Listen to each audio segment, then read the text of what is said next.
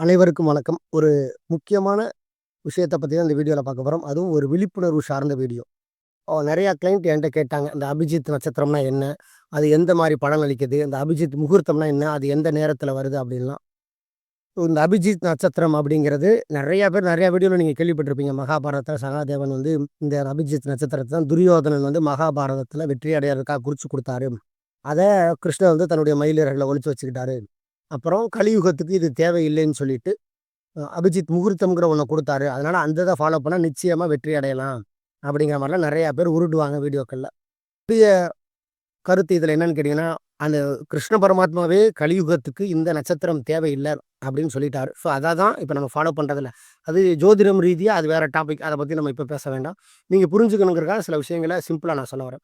So அந்த நட்சத்திரமே இப்ப நம்ம ஃபாலோ பண்றதில்ல.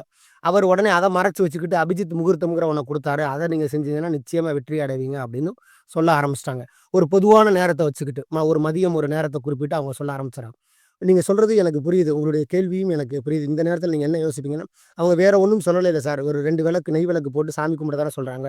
அதில என்ன நமக்கு ஆயிரப்போகுது அப்படிங்கிறத நீங்க சொல்லலாம். ஆனா, இதுதான் ஆரம்ப புள்ளி.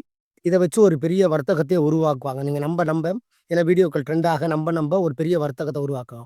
என்னன்னு கேட்டீங்கன்னா, அடுத்து அபிஜித் விளக்குன்னு ஒண்ணு வரும். அபிஜித் முடிச்சுன்னு ஒண்ணு வரும். அபிஜித் மாலைன்னு ஒண்ணு வரும். அபிஜித் பிரேஸ்லெட்ன்னு ஒண்ணு வரும்.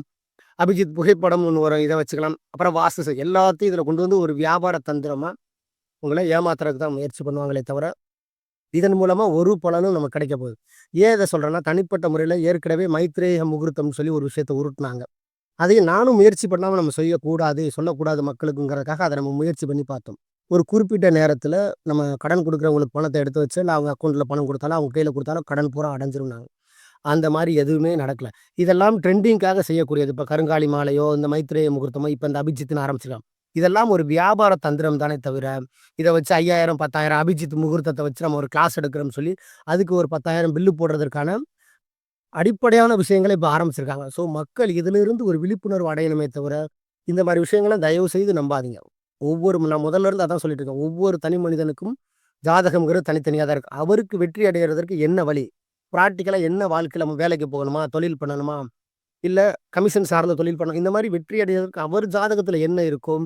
அத செஞ்சா தான் வெற்றி அடையுமே தவிர, ஒரு நெய் விளக்கு போடுறனால வெற்றி அடைஞ்சுட்டா எப்படி இருக்கும்? யாருக்கா ஒருத்தருக்கு நடக்கும். லட்சத்துல ஒருத்தருக்கு அந்த நேரத்துல விளக்கு போட்டனால நடந்துச்சுன்னு சொல்லலாம். ஆனா அது அவருக்கு அந்த விளக்கு போட்டதுனால இல்ல. அவர் ஜாதகத்துல அவருக்கு நேரம் வந்திருக்கும். அதனால நடந்திருக்குமே தவிர, இந்த மாரி விஷயங்கள்னால 1% கூட பலன் நமக்கு அளிக்க போறதில்ல. தயவுசெய்து இதெல்லாம் நம்பாதீங்க.